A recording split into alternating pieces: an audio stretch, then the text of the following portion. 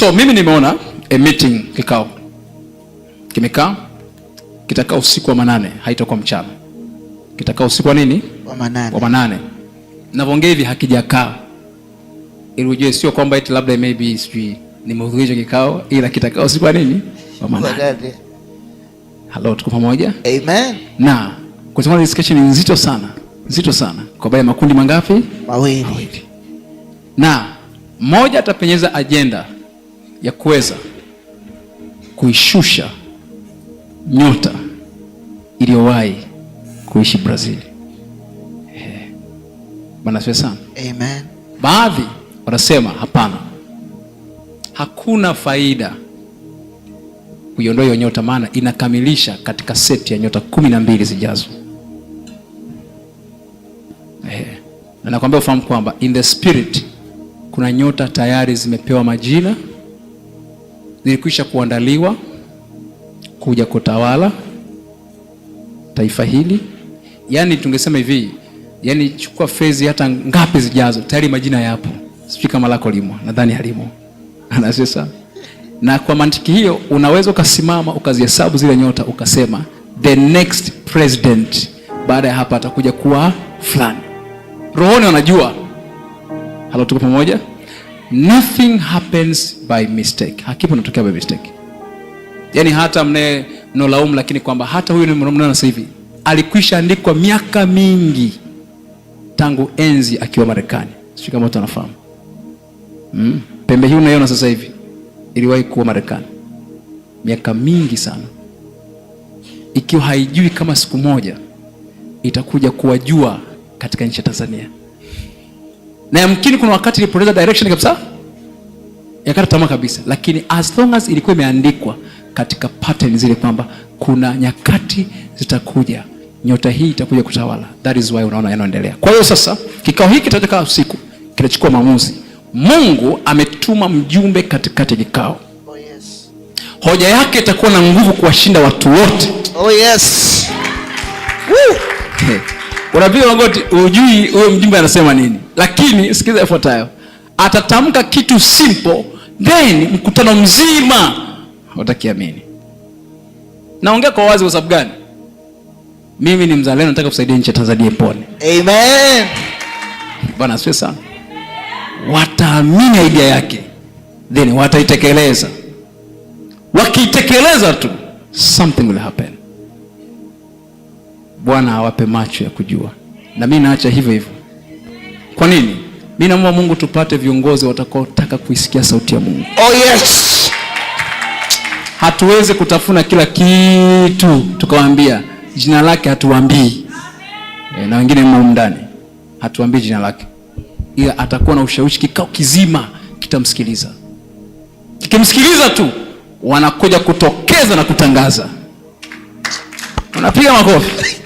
Baada ya hapo I say ole wake mwenye mimba. Kama umeenda kisimani komea huko, usirudi. Makofi yamepungua.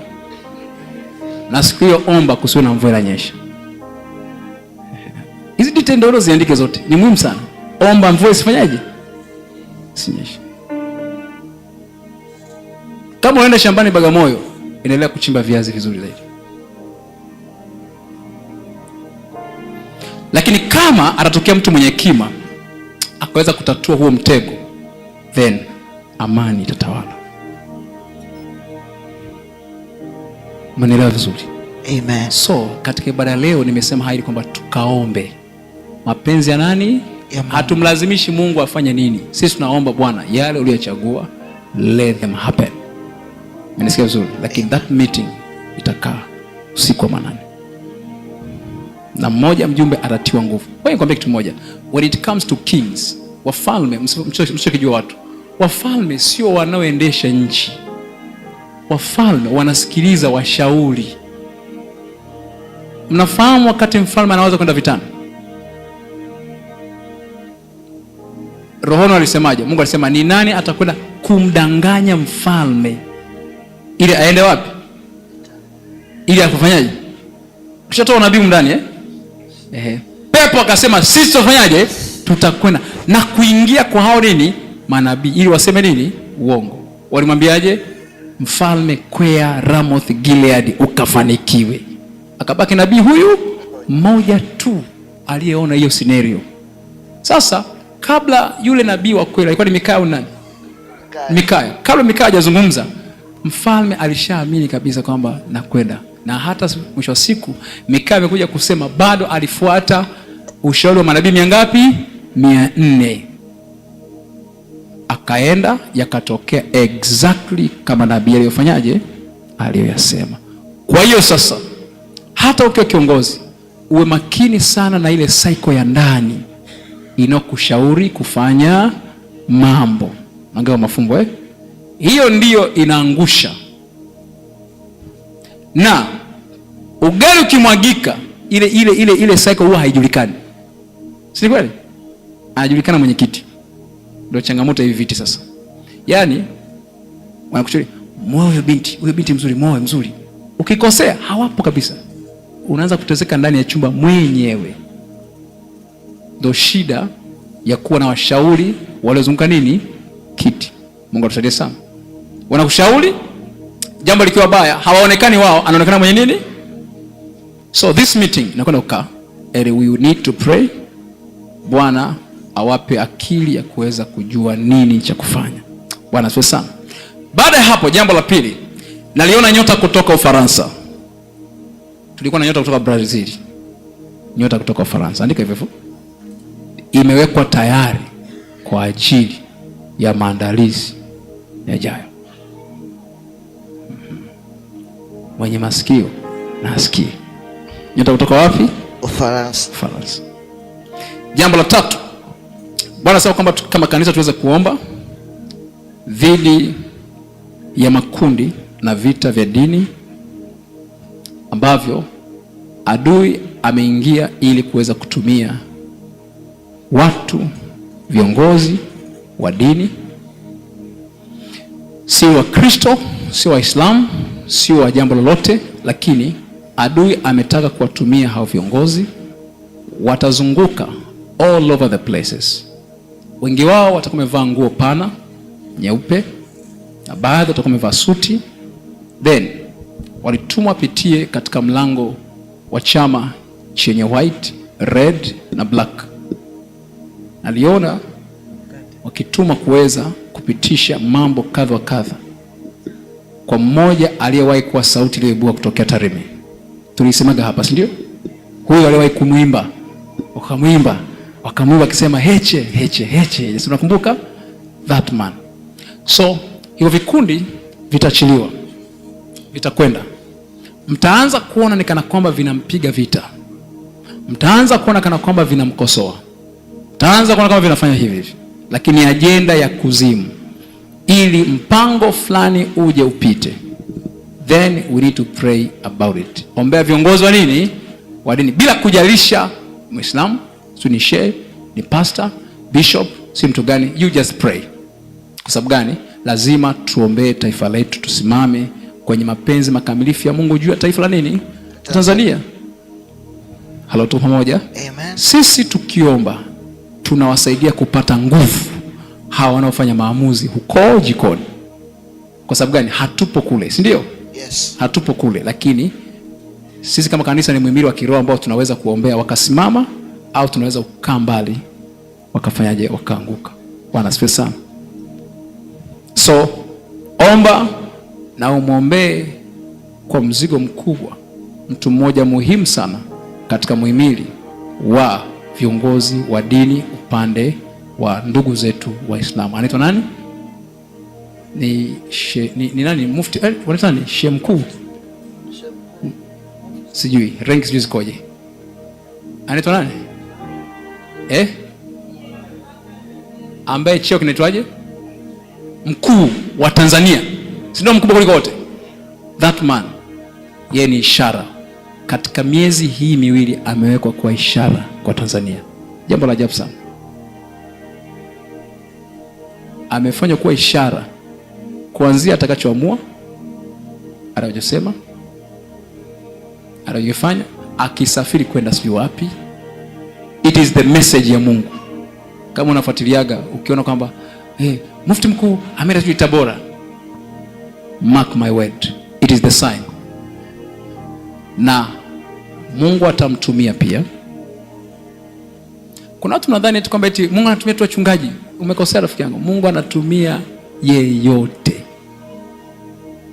Yaani kama kuna ajenda ya Mungu, amegundua kwamba we pastor una upako lakini huna influence, hakutumii ngo. Anakwenda kwa nani? Anayejua anaweza akafanikisha jambo na anasikilizwa. So this time within 2 months Bwana amemsimamisha ni mufti mkuu kama ishara kwa taifa la Tanzania. Utasema how? I don't know.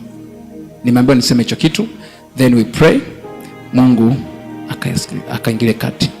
Ndani ya siku chache, jambo la 5 la mwisho, ndani ya siku chache umati mkubwa wa watu wengi wanakwenda kupoteza kazi. Wengi sana, hasa tabaka la chini.